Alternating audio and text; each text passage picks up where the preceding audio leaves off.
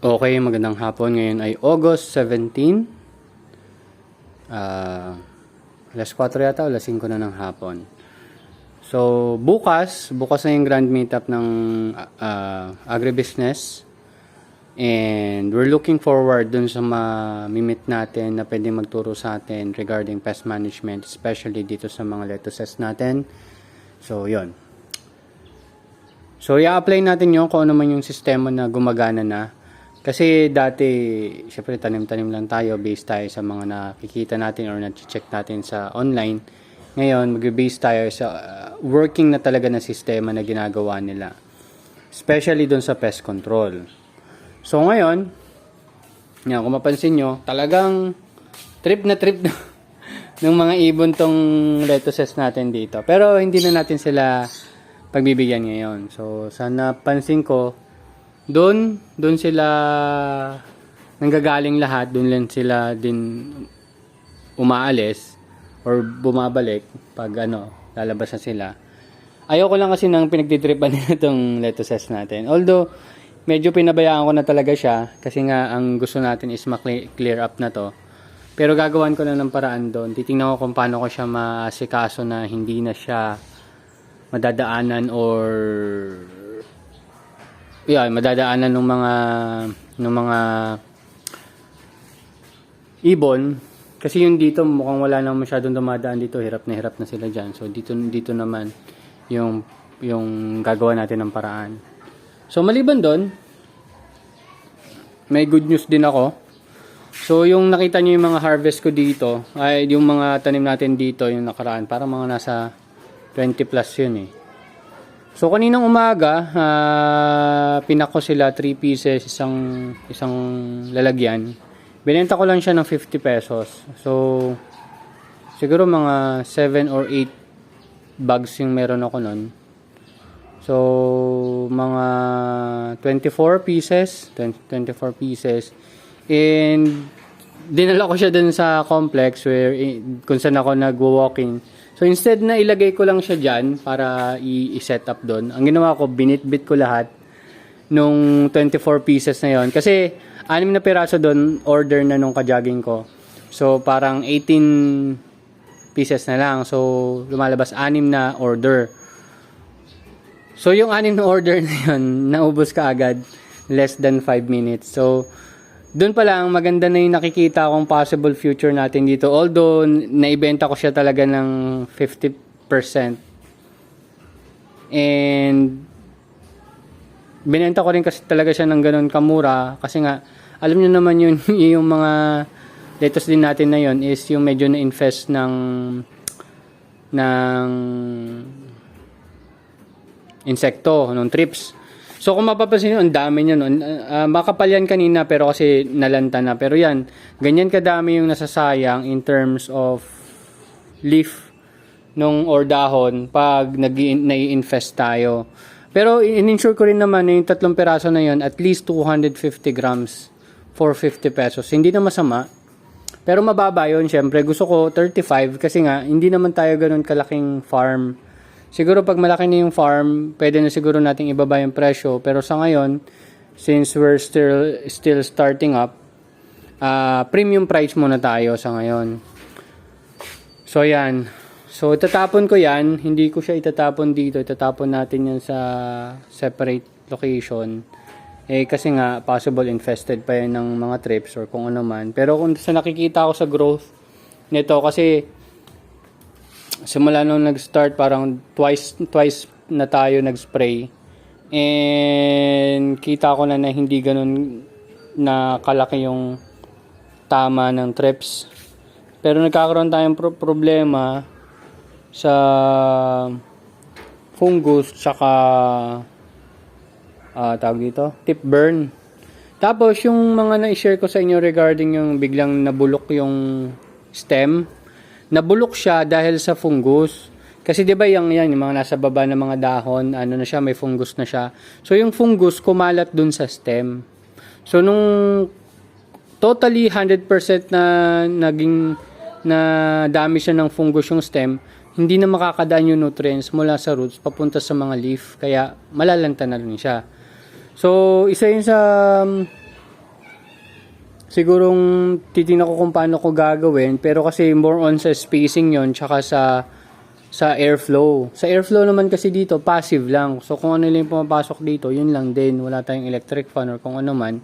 Pero sa inyo, kung may mga pwede kayong gamitin ng electric fan or kung ano man, para ma-improve yung airflow, maganda yon kasi mababawasan nyo yung fungus or hindi magta-thrive yung fungus kasi nga maganda yung airflow nyo. Dito, passive lang naman yung ginagawa ko, kaya yan, medyo nadali tayo nun. Kasi nga, di ba, nag-uulan, high humidity. Pag high humidity, yung mga location na dyan, mabubulok, nagkakaroon ng fungus. Tapos yung fungus, kumalat sa stem. Pag nasira niya yung stem, sisira na rin yung inyong halaman.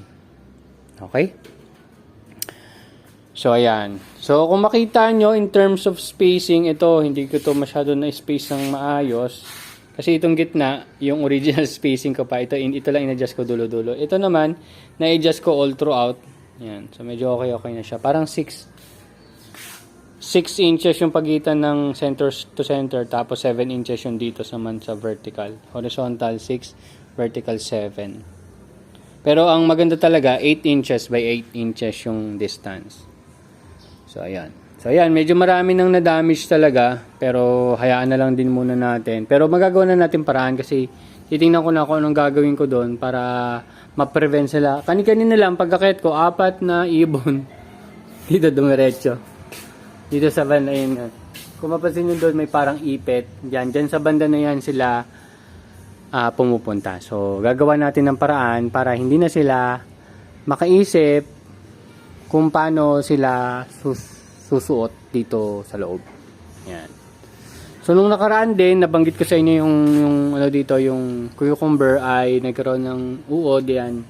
Ayun, doon nag-start to, nakita mo yung parang bulok-bulok na yon. Hindi ko lang kung anong klaseng halaman yan, pero parang damo lang yan. Diyan nang itlog yung butterfly, tapos kumalat lang din dito sa cucumber natin. Pero yung cucumber natin, hindi namatay dahil doon Namatay siya dahil dito sa ugat niya. Siguro fungus na rin to. Pero ayan wala na kasi siyang parang yan, nabulok na yung ugat niya. Ay yung pinaka-stem niya. Siguro nagsimula sa ugat, paakyat.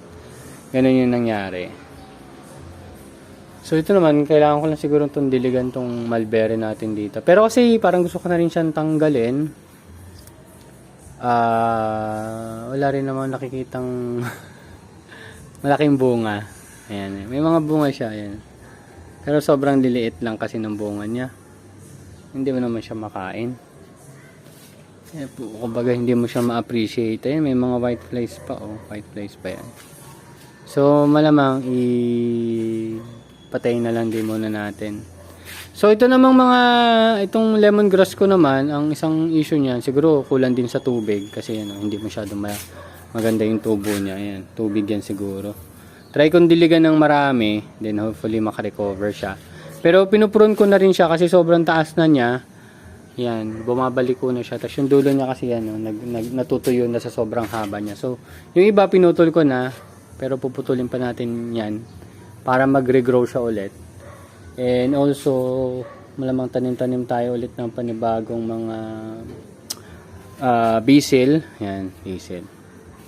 Meron pa naman tayo dito, may basil pa dyan. Pero yung iba dyan, deads na. Ayusin na lang natin. Then, ayusin ko rin yung cucumber ko dito. Lalagyan ko na siya ng tali. Paangat. Para mag-start na siya ng trellis ba. Ayan. So, hopefully, okay naman ang mangyari sa buhay-buhay natin dito. And, kung paano ko naman itatali, ayan, mahaba na siya. Ayan, nag-start na siya. So, siguro, yung isa, itali natin papunta dito. Dito. Yung isa, papunta, ayun ko, dito sa taas. Kung saan man dyan.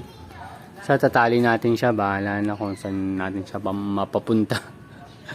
Pero tatali natin siya. Medyo pag-iwalay natin ng konti para maobserbahan din natin. Tapos yung dito, since yung plano ko, hindi naman to kasama sa plano ko na makover, ito na lang talaga yung alagaan natin. And yun nga, since naging maganda yung trial natin sa pagbebenta dun sa mga walkers and joggers, yung mga nag-exercise, So, gagawin natin dito 90 heads ka agad tayo niyan. So, siguro start ng harvest natin Friday o kaya Saturday. Pwede rin tayo dun sa Neapolitan sa may Fairview kasi sobrang dami ng joggers dun. So, hopefully, maging maganda yung acceptance dun sa mangyayari. Pero ano pa yun? Mga end of October ba yun? Matatagalan pa naman. Ngayon ay August 17 pa lang. So, end of August, September. End of October pa yon yung timing na yon na sinasabi ko na 90 heads. Pero, nakaka-excite din. And hopefully, ayan. Ayun o. Ito kasi binabanatan na rin ng ibon to eh. Yan o. Kaya na bad trip na ako. Okay na sana kung yun lang eh. Kaso ito binabad trip din nila eh. So, pigilan na natin sila para hindi na sila masyadong mamerwisyo. So, ayun lang naman. Pakita ko na lang sa inyo kung paano ko didiskartehan. Titingnan ko muna kung anong gagawin natin. Pero yon goods naman. So, magdidilig-dilig lang muna tayo bago natin diskartehan yung sa ibon. Yun nga pala, maliban doon. Kung mapansin nyo, meron tayong ano dito. Drip. Yan, may mga drip tayo dyan ah. Yan. Yan, drip yan.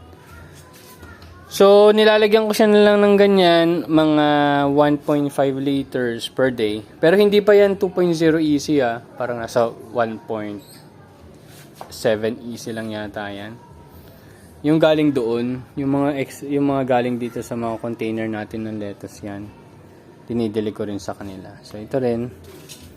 Ito yung kale natin, which is na maganda naman yung tsura. Sabi nila nakaka-attract ng white flies. Pero, so, obserbahan natin. So, ito. Meron din tayong kale dito. Dito kasi, pinagtitripan to ng mga ibon. Nung una. Kaya, nilagyan muna natin takip. Pero, dyan muna yung takip siguro. Yan, coveran ko lang. So, ito, medyo napagtitripan din naman ng ibon, pero hindi masyado. Ito talaga yung napagtitripan nila na madalas. Kawawa naman. Pero own consumption na lang siguro natin to. Pamigay na lang din natin. Yan. So, ito, pwede pa itong i-harvest. So, pero ito kasi may mga tama pa rin to ng trips eh.